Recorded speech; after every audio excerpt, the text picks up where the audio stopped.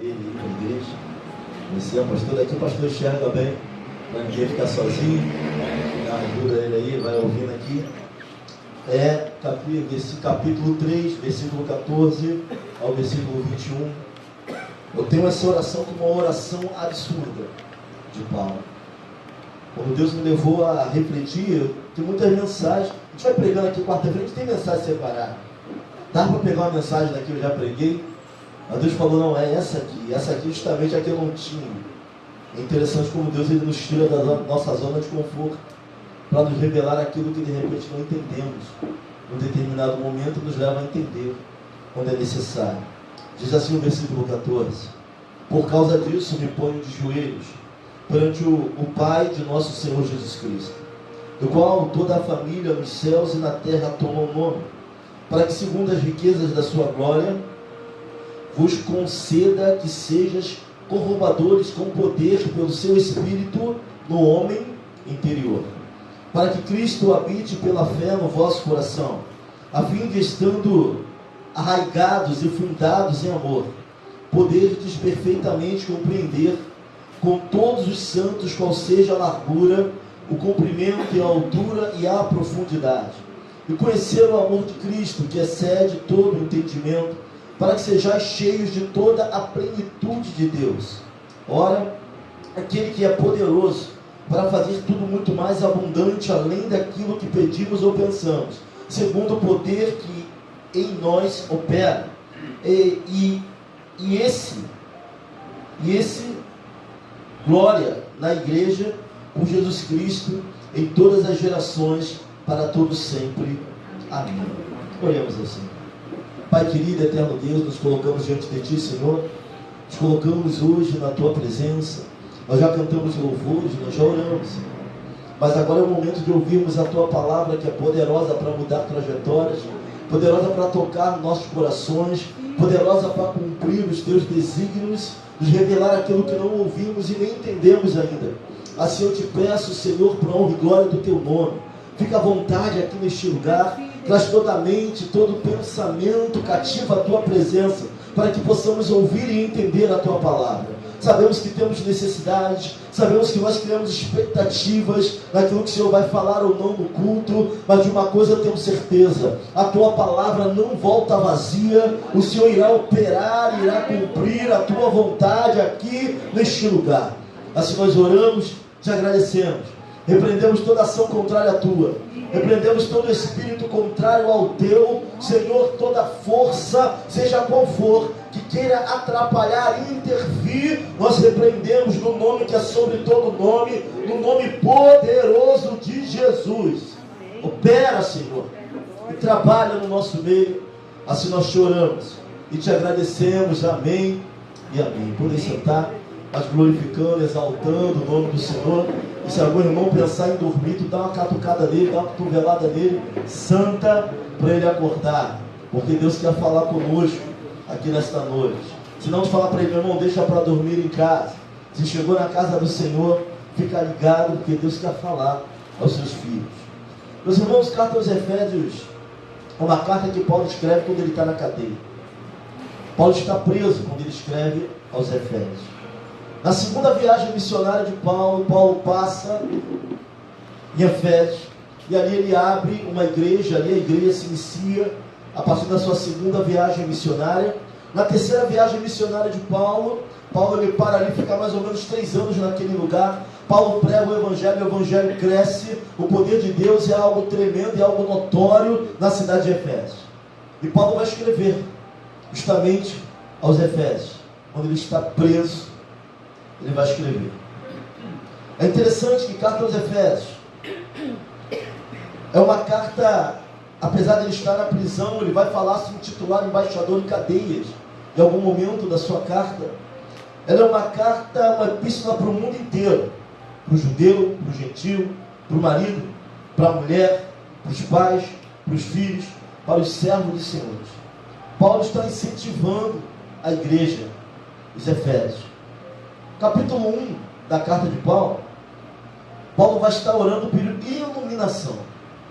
Paulo vai estar falando da obra salvífica de Cristo na cruz. Paulo vai estar falando em herança. Paulo vai estar falando em vida eterna. Paulo vai estar falando que não existem duas igrejas, não existe uma igreja de judeus e uma dos gentios, mas só existe apenas uma igreja de Cristo. Paulo vai falar do revestimento, da armadura de Deus, necessária para que venhamos a continuar a obra, necessário se revestir de toda a armadura. Paulo vai estar falando de oração, Paulo vai estar falando disso tudo nessa epístola. Mas geralmente quando chega no capítulo 3, é a segunda vez que Paulo vai estar levantando um clamor a Deus pela igreja que está em Éfeso. E no meio da oração de Paulo, Paulo vai estar orando. E a importância que ele vai dar a essa oração, eu vou falar que essa oração ela é uma oração absurda. Você vai entender o porquê. Quando adentrarmos aqui nas questões do versículo 14 ao 21, nós vamos precisar ver cada versículo para entendermos o porquê. Pastor, por que o senhor está falando que essa oração de Paulo é uma oração absurda que ele faz em favor da igreja? Ele vai dizer, ele vai começar o versículo 14 dizendo assim: por causa disso me ponho de joelhos perante o Pai de nosso Senhor Jesus Cristo. Meu irmão, eu não entendo muito de judaísmo moderno, mas do judaísmo antigo, na época de Paulo, judeu orava de pé. Judeu só ajoelhava se fosse algo urgente, se fosse algo muito grave, se fosse algo muito especial. Aí o judeu dobrava os joelhos. Paulo já vai começar falando assim, ó: por causa disso, pela urgência da causa, pela gravidade daquilo que eu vou pedir para a igreja, pela gravidade daquilo que eu vou pedir em relação a Deus, eu estou dobrando meus joelhos. Era difícil, judeu dobrava o joelho para orar, só se fosse algo de emergência. Então Paulo vai começar falando que a oração dele pela igreja, pelos Efésios, é algo emergencial, é algo extraordinário a ponto de mudar a postura da sua oração.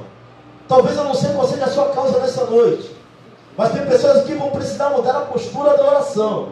Pastor, eu já oro de joelho. Desce um pouco mais então. Se a causa é emergência, se a causa é complicada, se está difícil, desce um pouco mais. Se ora de joelho, então agora ora com a face no chão. Desce mais. Paulo vai mudar a postura. Ele vai deixar claro na carta: ele está preso fisicamente, mas seu espírito, sua alma tão livre para falar de Deus. Era uma prisão domiciliar em Roma.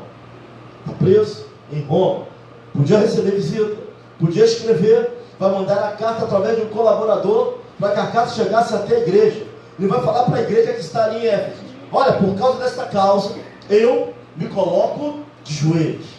Irmãos, entendam, Jesus vai nos ensinar e vai nos matricular na escola da oração. Sabe, não existe evangelho sem oração, não existe igreja sem oração, não existe ministério sem oração, não existe mensagem dada por Deus que não venha através do fruto de oração. A questão é: precisamos ungir os cultos, precisamos ungir os púlpitos, orando para que Deus dê a mensagem necessária para a igreja. Esta oração de Paulo é a segunda vez que ele vai estar orando.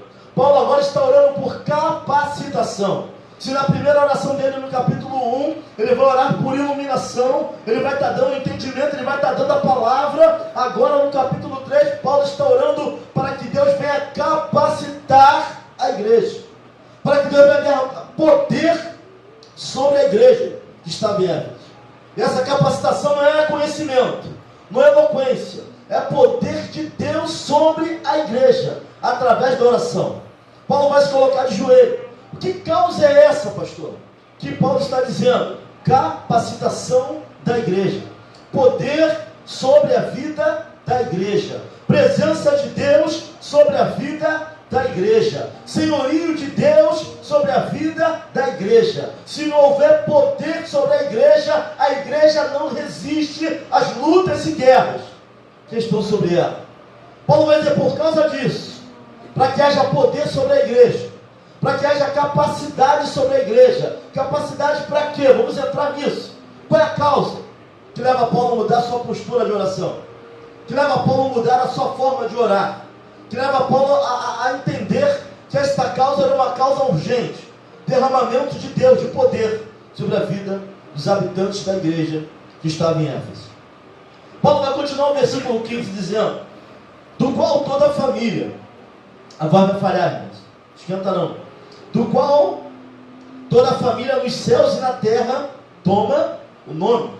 Paulo está dizendo que existe a família da terra, mas existe a igreja dos céus.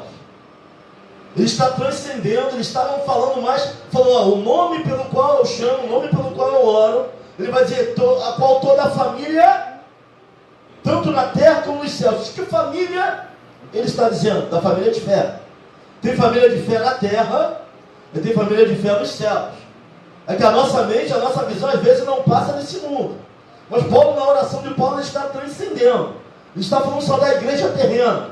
Nós somos a igreja militante. Militante vem de milícia. Vem de estar alistado numa agência que aponta para o rei. Quando fala de igreja militante, é a igreja que luta. É a igreja que ora. É a igreja que chora. E a nossa guerra são guerras internas e guerras externas. Temores por fora, temores por dentro. São batalhas que vão desde o trabalho até a nossa casa. Batalhas que travamos no mundo. Fala da igreja militante. Olha para alguém e fala assim, ó, você é a igreja militante na terra. Por isso tanta luta ao nosso redor. O nome já diz militante, vem de militância, vem de guerra. Ele vai falar tanto da família da terra, tem família na terra, como a família nos céus. Que igreja é essa que está nos céus, pastor? A igreja triunfante. Aqueles que já morreram e partiram em Cristo. Esses são a igreja triunfante. Aqueles que estão esperando o soar da trombeta. Estão esperando abrir do livro da vida. Estão esperando Deus dar ordem para que se comecem os últimos acontecimentos. Já começaram na terra. Está vendo os rumores de guerra. O mundo está perto de uma terceira guerra mundial. Eu não sei se você notou. E a guerra agora é nuclear. Apertou um botão, explode tudo. Superaquece tudo. É assim que nós estamos vivendo. Rumores de guerra já estão acontecendo. Paulo vai fazer uma oração. Vai falar da igreja militante que milita. Irmão, não desista da tua caminhada. Antes de você, outros sofreram a mesma coisa. Nós estávamos vivendo essa época. E Paulo já estava orando de joelhos para que Deus derramasse poder, capacidade e autoridade sobre a vida da igreja, para que a igreja pudesse prevalecer as muitas guerras além do tempo. Os tempos vêm, as lutas mudam, os nomes mudam, mas a guerra continua. Nós somos a igreja militante na terra. Que é isso, pastor? Tem gente que está procurando uma guerra até quando não tem. Tem momentos de paz, tem momentos de que nós vamos sorrir, mas entenda, a igreja é militante. Ela vai militar, ela vai pregar, ela vai lutar, sabe? Ela vai orar. E a nossa guerra não é carnal, a nossa guerra é espiritual, com os principais e potestades que atuam nas regiões celestiais. Paulo vai falar da família, e nós vamos nos juntar a eles. A Bíblia vai dizer que aquele que não morrer serão transformados, e os que morreram ressuscitarão, sabe? E nos tornaremos a igreja gloriosa. É a igreja militante, mas a igreja que está com Cristo já triunfante e voltará para julgar a igreja gloriosa. Nós todos somos a igreja. Paulo vai falar tanto a família da terra, igreja que milita, quanto a família dos céus, a igreja triunfante. E um dia voltaremos como igreja gloriosa. Jesus Cristo voltará para julgar as nações, julgar a todos, irmãos. Não vai faltar ninguém. Apocalipse fala de um trono branco. Fala que os céus e terra fugirão diante dele. Tem noção do que é isso? Os céus e terra fugiram da face dele. Tamanha a sua autoridade e poder para julgar as nações, tanto os vivos como os mortos. E julgará um por um e terá todo o tempo, porque tempo para ele não é nada, para julgar um por um em tudo que aconteceu, em tudo que fizeram. Se formos mais a fundo em Apocalipse, mas não é nossa intenção, vai falar do livro da vida, mas tem um segundo livro, que é o livro das obras. Se você for olhar lá, tem o livro das obras também. Essa é a grande questão. Ele vai estar julgando a todos. Então Paulo vai apontar para uma igreja na terra. E Paulo vai apontar para uma igreja que não é da terra, que transcende, mas que ela existe. Que é a igreja triunfante, daqueles que partiram com Cristo. Versículo 16. Paulo vai dizer assim: para que segundo as riquezas da sua glória, vos conceda que sejais colaboradores, com poder pelo seu Espírito no homem interior. E eu falei que isso aqui era uma oração absurda. Por que eu estou falando isso? Quando Paulo fala pelas riquezas da sua glória, Deus ele tem dois tipos de... deixa eu lembrar o nome aqui, me fugiu agora. Não é tributo, atribuições não. A cabeça está falhando aqui, irmãos, espera aí. São os atributos. comunicáveis e incomunicáveis. Quais são os atributos incomunicáveis de Deus? Onipotência, onipresença, onisciência. É algo que só Ele tem e não pode dividir com ninguém, porque são atributos de quem é Deus. Por isso que não existe um Deus maior, um Deus menor. Jesus é Deus também, porque Ele também é onipotente, onipresente e onisciente. O Espírito Santo é onipotente, onipresente, onisciente. Gabriel não é, Arcanjo Miguel não é. São atributos que só Ele tem, só Deus tem. São os atributos incomunicáveis de Deus. E Ele tem os atributos comunicáveis. Bondade. O homem pode ser bom? Pode, até certo ponto. Esse atributo nós herdamos também. Justiça. O homem pode ser justo? A justiça do homem é uma justiça limitada. A de Deus não. O homem pode se separar e até chamar de santo de uma forma limitada, mas ele é santo, santo e sem mistura. Deus é amor. O homem pode amar de uma forma limitada. Então os atributos comunicáveis de Deus nós também herdamos, porque Ele é nosso Pai. Ele nos criou, sua imagem e semelhança. Então nós herdamos, mas os incomunicáveis é impossível herdar. Só Ele é onipresente. Demônios não são onipresentes. Demônios não podem estar em todo lugar ao mesmo tempo. Isso é um atributo que só Deus pode ter. São os atributos incomunicáveis. Quando Paulo está orando, Paulo vai dizer o seguinte: para segundo as riquezas da sua glória. O que é a glória de Deus? É a junção dos atributos comunicáveis e incomunicáveis. É a junção de tudo que Ele é, forma a glória de Deus.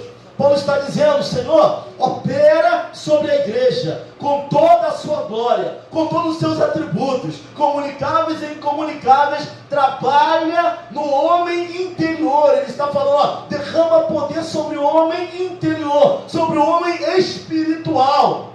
Aleluia! Sabe, Paulo está pedindo para Deus com toda a sua glória, com tudo aquilo que Ele é, para derramar poder sobre o homem interior da igreja, sobre o homem espiritual. E acredite, sabe, o homem natural ainda está aí, sendo subjugado pelo homem interior. Quando nascemos em Cristo, ele ficou subjugado, mas está aí. A transformação só vai ser completa naquele grande dia, quando seremos transformados num corpo incorruptível. Não mais existirá o homem natural, ou o Adãozinho. E vira e mexe, o homem natural está querendo tomar o lugar do homem interior. Vira e mexe, ele está querendo vir à tona. Basta uma situação difícil, basta uma pisada no pé, basta uma palavra torta. Mas Paulo está orando para que haja poder sobre o homem interior, para que Deus derrame unção sobre o homem interior, por tudo que Deus é e significa, pela sua glória. Imagine a glória de Deus sendo manifestada no homem interior, com todos os seus atributos, com toda a sua riqueza. É assim que Paulo está orando, para que Deus derrame poder, para que o homem interior seja fortalecido no Espírito de Deus. Não fala de questões exteriores, não. Está falando do homem espiritual. Sabe por quê? Sem poder nós não vamos conseguir permanecer. Sem poder de Deus na nossa vida, sem unção de Deus na nossa vida, é impossível. Se o homem interior não receber de Deus poder, para que ele se alimentar do Espírito, para que Deus derrame, se Deus não derramar do seu poder, da sua unção sobre o homem interior, não vamos prevalecer. Paulo está pedindo o seu derrama sobre as riquezas da sua glória, sobre tudo que o Senhor é, sobre todos os seus atributos. Derrama poder do seu Espírito no homem interior. Recebe o poder de Deus sobre a tua vida, meu irmão. Recebe o poder de Deus na tua vida. Não falo de mente, eu estou falando de Espírito. Recebe poder, recebe autoridade, recebe unção para permanecer, recebe força no homem interior. Paulo está orando. Sabe, se o homem interior não receber esse poder de Deus, não tem como dizer não. Não tem como dizer não ao pecado. Não tem como mudar a nossa trajetória. Não tem como mudar a direção. Paulo entende que se Deus não derramar poder sobre a igreja, sabe, você pode ser organizado, você pode ser bom de leitura, você pode saber onde está escrito, mas se não houver poder de Deus sobre a tua vida, sobre a minha vida, nós não vamos prevalecer. Paulo está de joelho por isso, pedindo poder, que Deus venha derramar da sua unção sobre a igreja que está em Éfeso. Ele vai continuar o versículo 17: para que Cristo habite pela fé no vosso coração, a fim de estando arraigados e fundados em amor. Esse habitar aqui dentro do contexto está dizendo para que Cristo seja o Senhor dos seus sentimentos, o Senhor das suas decisões, o Senhor das suas emoções, o Senhor da tua direção. Significa dar a chave na mão dele e deixar ele guiar. Significa vivermos aquilo que estávamos cantando agora. Espírito, Espírito, Espírito Santo de Deus, vem controlar todo o meu ser, vem dirigir o meu viver, o meu pensar, o meu falar, o meu agir. Significa dar a chave na mão dele. Sabe, saber que Deus, ter presença de Deus é uma coisa, ter Deus como presidente é outra coisa totalmente diferente. Deixar Deus presidir é diferente, o buraco é mais embaixo. Paulo está orando para que a igreja deixe de pensar por ela. Sabe, Paulo está orando para que a igreja deixe de agir por ela. Paulo está orando para que a igreja deixe de preciosismo, deixe de mimimi, deixe de começar a pensar e deixar o Espírito Santo coordenar, dar a chave nas mãos do Senhor e deixar ele agir, para que o Senhor habite nos corações, para que sejamos arraigados. Arraigado lembra de árvore, árvore tem que ter o quê? Raiz. Sabe, o vento sopra e tem muita gente sendo arrancada porque não tem raiz no Evangelho. Deus está falando, Senhor, que essa igreja tenha raiz, que essa igreja esteja arraigado no seu amor, arraigado em tudo aquilo que o Senhor, e que amor é esse? Deus amou o mundo de tal maneira, e se eu trocar essa tal maneira, se Deus amou o mundo de forma absurda, Deus amou o mundo de forma incondicional, Deus amou o mundo de uma forma extraordinária, Deus amou o mundo de uma forma assustadora, que deu seu único filho, para que todo aquele que nele crê não pereça, mas tenha a vida eterna. Temos que estar o quê? Firmado nesse amor, irmãos. O pessoal pode te acusar, botar o dedo na tua cara, tu pode olhar no espelho e não se achar ninguém, mas tem um problema. Jesus te ama e morreu pela tua vida. Tu tem que estar arraigado nisso. Isso tem que ser uma raiz para que nós possamos continuar a nossa caminhada. Tem gente que não tem raiz, irmãos. Acha que ninguém ama. O espírito de orfandade avança na vida dele.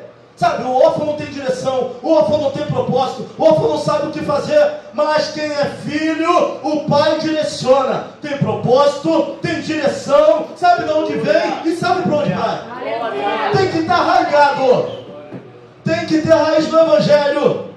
Não é qualquer palavra torta que te tira, não é qualquer cara feia que te tira, não é porque o irmão acordou com o pé esquerdo, não quis te dar a paz do Senhor, falou com vocês de qualquer maneira que o ministério não significa mais nada.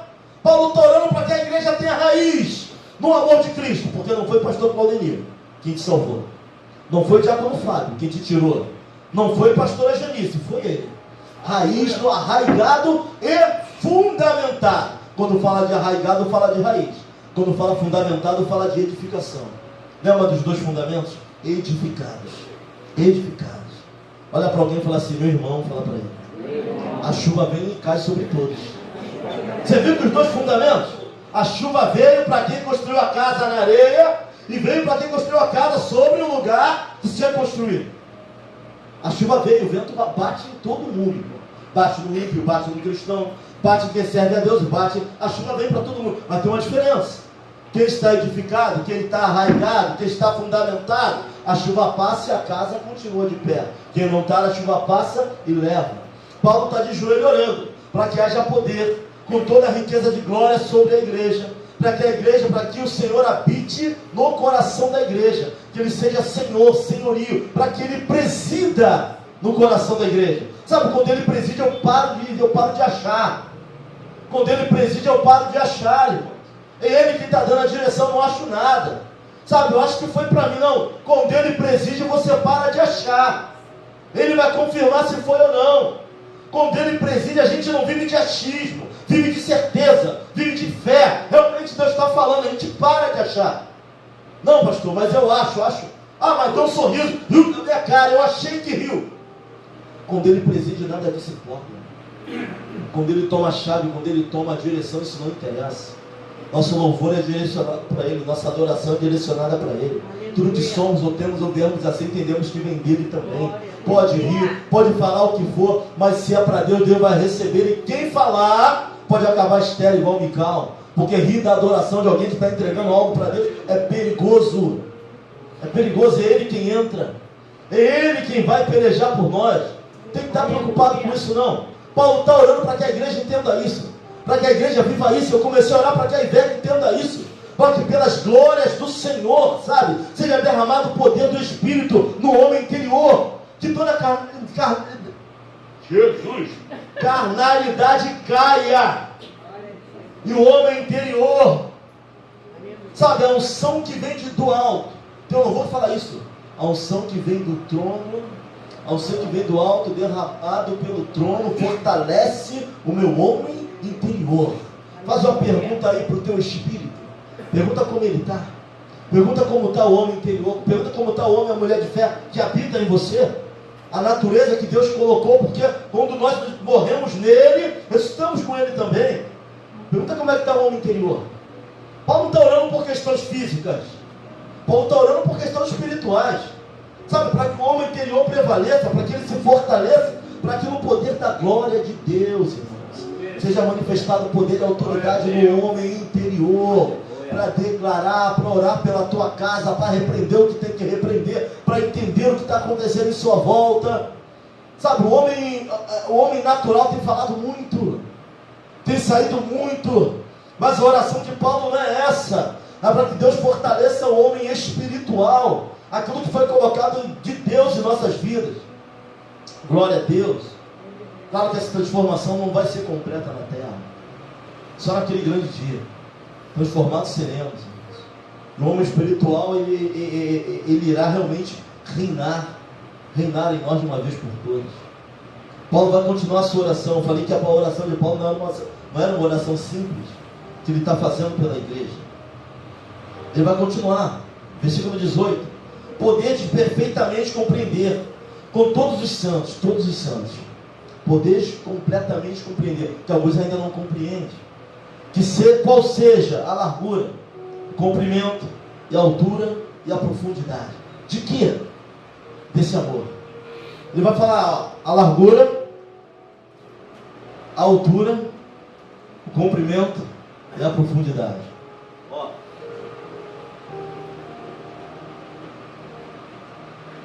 largura, altura, comprimento, profundidade. Aleluia. Glória a Deus. A oração dele é para que entendam a mensagem da cruz. Aleluia.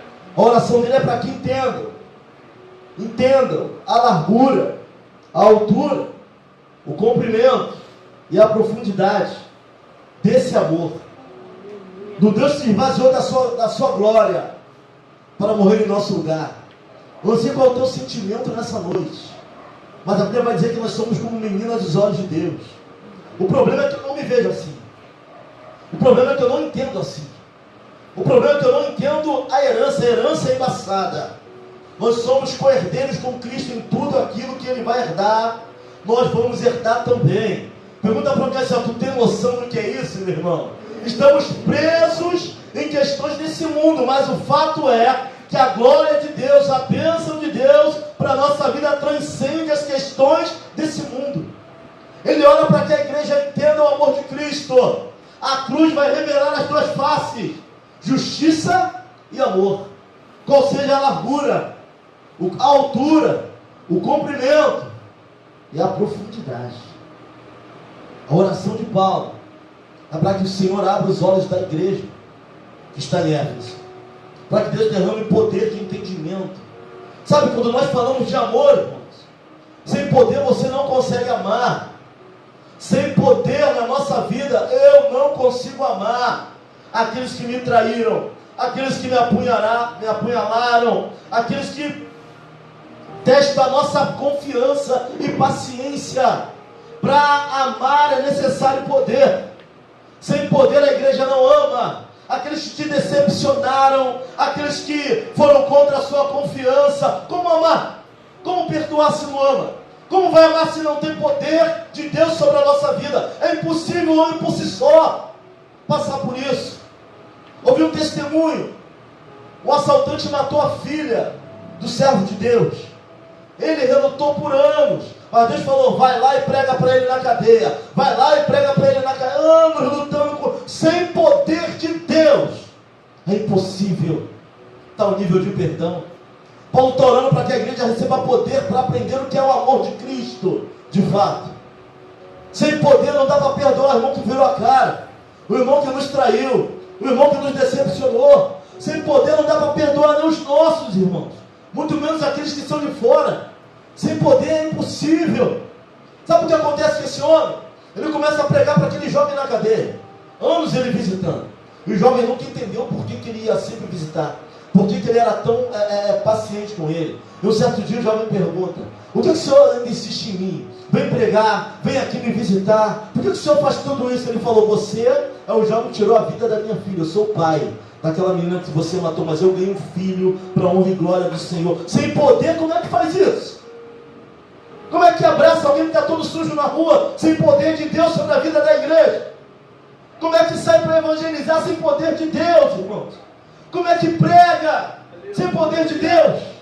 Paulo está orando para que a igreja entenda o amor, qual seja a largura, a altura, o comprimento e a profundidade dessa obra. Sem poder tu não levanta no domingo de manhã para vir na escola bíblica. A igreja não existe sem poder de Deus sobre a vida dela. O amor bíblico não é motivo. O amor é motivo, ele não corrige. A gente não entra para não perder a amizade. A gente não quer destabilizar, porque o amor bíblico ele é didático. Ele entra para ensinar. Ele vai falar: eu corrijo aquele que eu amo. O amor bíblico entra com correção. O amor bíblico entra com renúncia. O amor bíblico ele vai entrar para que pessoas venham se arrepender dos seus erros. Sabe, o amor emotivo. Sabe aquele pai emotivo que nunca faz nada? É aquele pai que permite tudo. Tudo pode acontecer para não isso. Não, o amor bíblico não é assim. O amor que Paulo está falando aqui é o amor didático. É o amor bíblico. É o amor que nós não sentimos amar. Tem gente que nos faz mal, tu vai lá perdoar como? Amor não é questão de sentimento. Amor é decisão. Amar é decisão, santidade é decisão. Temos que decidir. E Deus derrama poder e nos capacita para isso. É capacitação. Paulo vai dizer: porque eu não me envergonho do Evangelho de Cristo, que é poder para a salvação de todo aquele que crê. Evangelho é poder. Não existe evangelho sem poder. Sem poder não há unção nas palavras. Sem poder nós não acordamos. Mesmo doente você prega. Quando nós estamos tão entrelaçados nessa questão do evangelho, tu pode não estar bem, mas você prega, você ora, você cultua. Você não depende mais de estar bem ou de estar mal, porque o evangelho é poder para a salvação de todo aquele que crê. Paulo está pedindo: o Senhor, derrama poder sobre a igreja. Não é poder de conhecimento, eloquência, é capacidade para permanecer, para perder quem se ama e permanecer na obra, para nem tudo ir bem e permanecer na obra. Isso é evangelho. É isso que Paulo está orando, é isso que Paulo está pedindo, irmãos. Quem vai entender? Qual homem pode entender qual é a largura, qual é a altura, o comprimento e a profundidade desse amor? Qual é a mente humana? Mas ele está pedindo para Deus elucidar a igreja de Éfeso, para que eles entendam qual seja a largura, a altura, o comprimento e a profundidade desse amor. Sabe, ele está pedindo coisas. Alguns vão falar assim: acho que Paulo estava delirando na cadeia. É a oração de Paulo, não é uma oração comum que ele está fazendo. Pela glória de Deus, por tudo aquilo que ele é, derrame no seu espírito e fortaleça o homem interior. Paulo está pedindo algo sobrenatural na sua oração, pela vida da igreja de Éfeso. E conhecer o amor de Cristo, versículo 19, que excede todo entendimento, para que sejais cheios de toda a plenitude de Deus. Novamente, imagine o que é toda a plenitude de Deus, irmãos. Um Deus que ele tem que se abaixar para olhar para a terra, de tão grande que ele é. Paulo está falando assim: ó, para que tenhas o amor de Cristo, que excede todo conhecimento. Como é que a gente vai conhecer um amor que excede todo entendimento?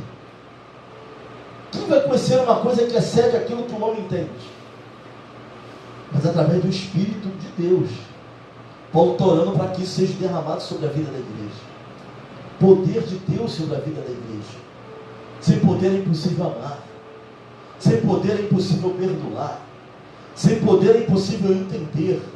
Sabe, se a manifestação do Espírito no homem interior, porque o homem exterior vai dizer: eu não sou banana, Não vai ficar assim, eu vou agir. O homem exterior quer dar troco. O homem interior entende. O homem interior vai orar. O homem interior muda a sua postura.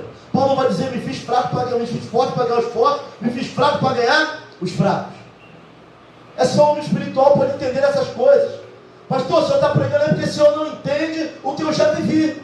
O senhor não passou pelo que eu passei. Paulo está orando para que Deus derrame poder. Oração do pastor, Senhor, derrama poder sobre a igreja, para que nós possamos quebrar os grilhões que estão ao nosso redor. Tudo isso são estruturas, irmãos, físicas e espirituais, que tentam nos impedir de caminhar. Mas Paulo está pedindo algo sobrenatural sobre a vida da igreja em Éfeso. Ele vai continuar. Ora, aquele que é poderoso para fazer tudo muito mais abundante além daquilo que pedimos ou pensamos, segundo o poder que em nós opera. É Ele que opera o poder em nós. Estamos de pé? Glória a Deus. Convictos da nossa salvação? Glória a Deus. Estamos daqui e não sobrevivemos. Tu não sabe o dia de amanhã. Tu não sabe nem se vai sobreviver daqui a 2 horas. Essa é a grande verdade.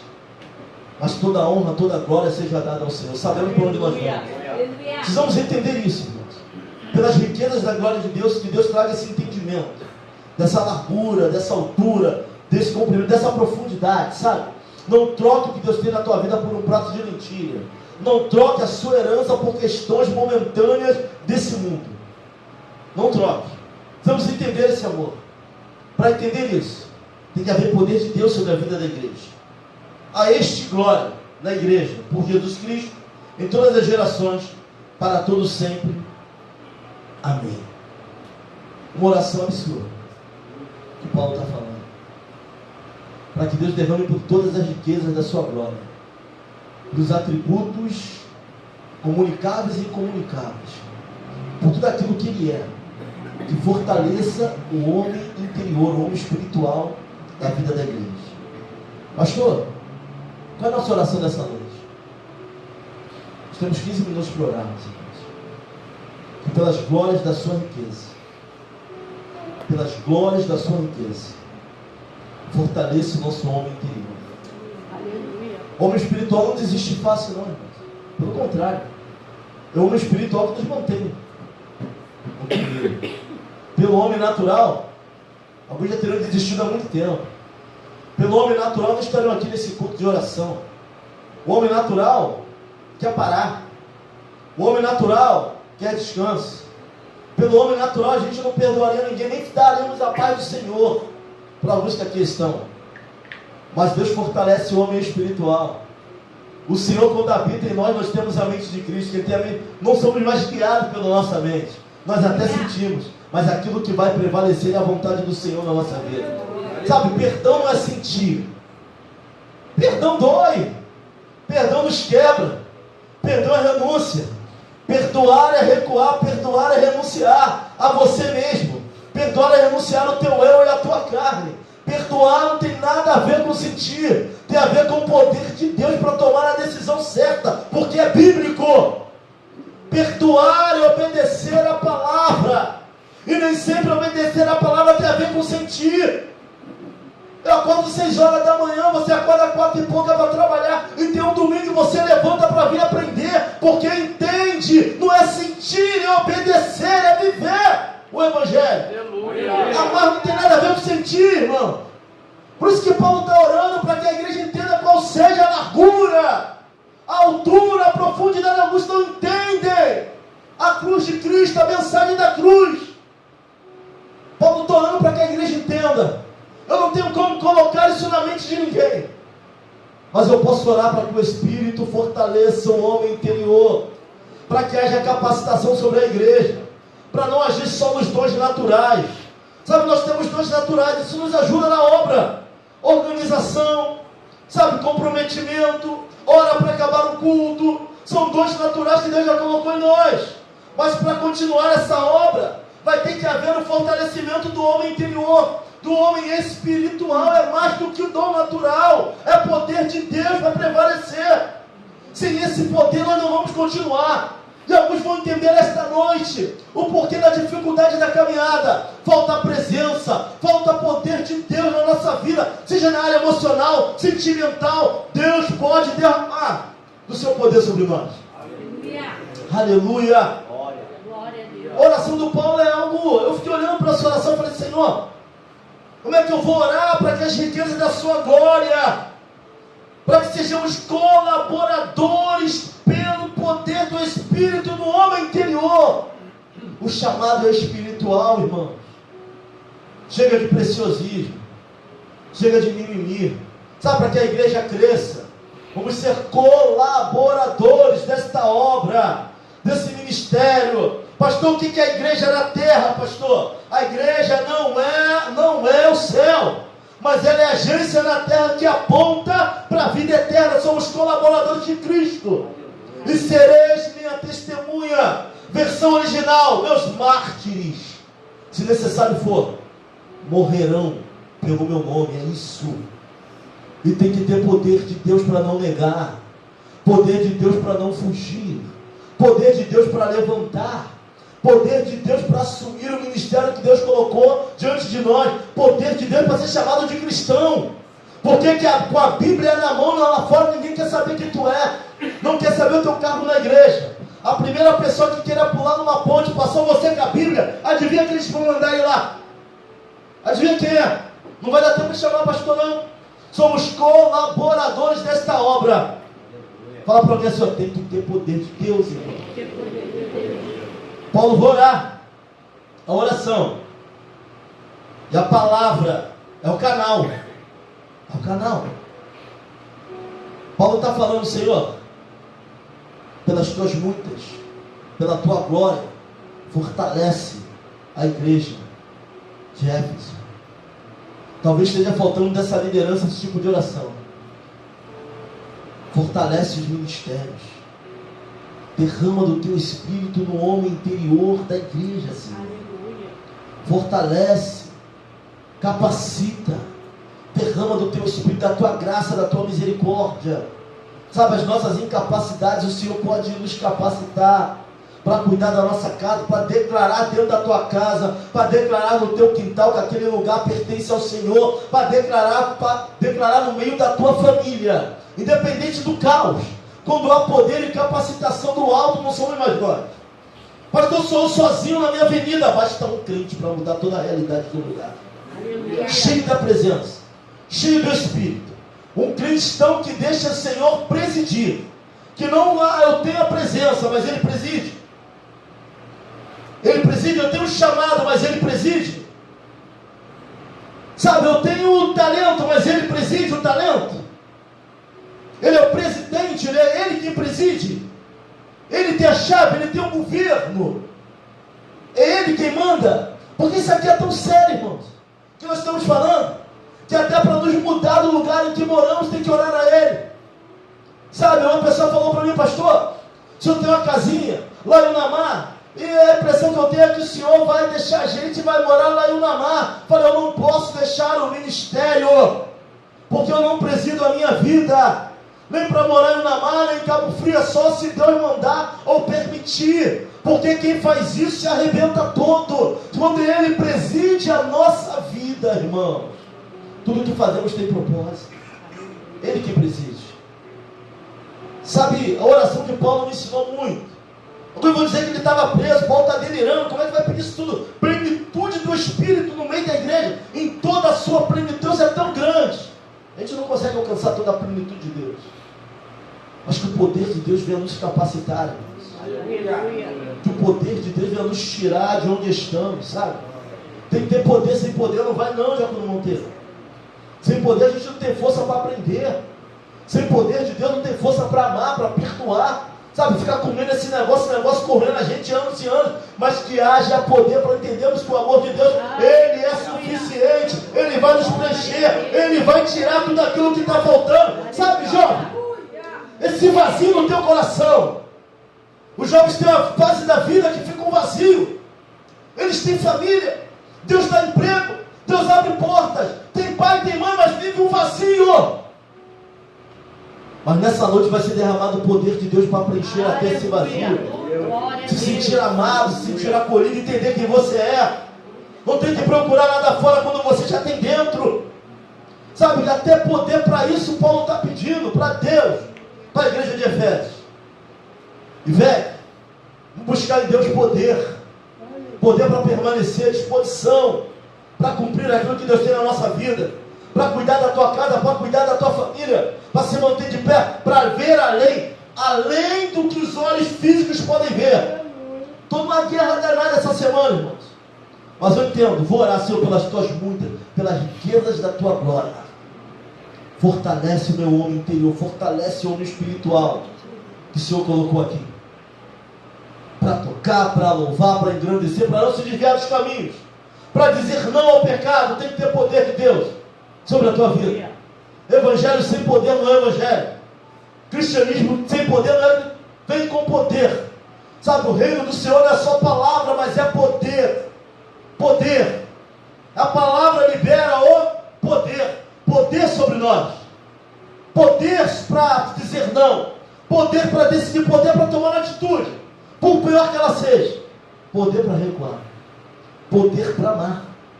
Poder para seguir o caminho certo. Mesmo que o coração, o sentimento queira te voltar para o outro lado. Recebe poder para tomar a atitude correta.